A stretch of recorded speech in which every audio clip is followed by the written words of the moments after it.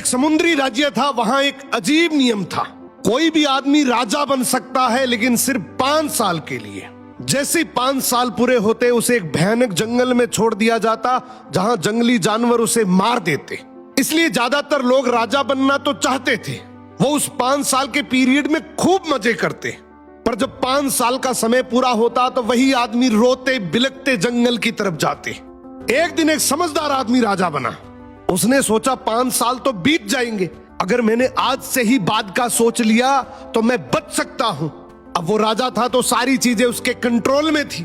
पहले साल जंगल में शिकारी भेजे, खतरनाक जानवरों को हटा दिया। दूसरे साल लकड़ी काटने वाले को भेजा, जंगल साफ करवा दिया। तीसरे साल किसान भेजे, खेती शुरू हो गई। चौथे साल घर और महल बन गए। 5वें साल तक वो जंगल एक खूबसूरत शहर बन चुका था। लोग हैरान थे। ये राजा रो नहीं रहा था, बल्कि खुशी खुशी जा रहा था। क्यों?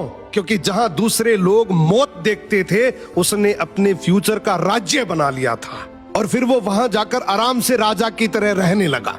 इस कहानी की सीख बहुत सिंपल है। आज आपके पास समय है, या तो आप इसको यूटिलाइज कर लो या फिर कंफर्ट जोन में बिता दो। अगर आपने यूटिलाइज कर लिया तो हो सकता है 5 साल के बाद आप एक राजाओं जैसी जिंदगी जी लो, और अगर आपने कंफर्ट जोन चुन लिया तो हो सकता है आने वाले 5 साल के बाद आप किसी के 10 से 15 हजार रुपए की नौकरी करते दिखोगे।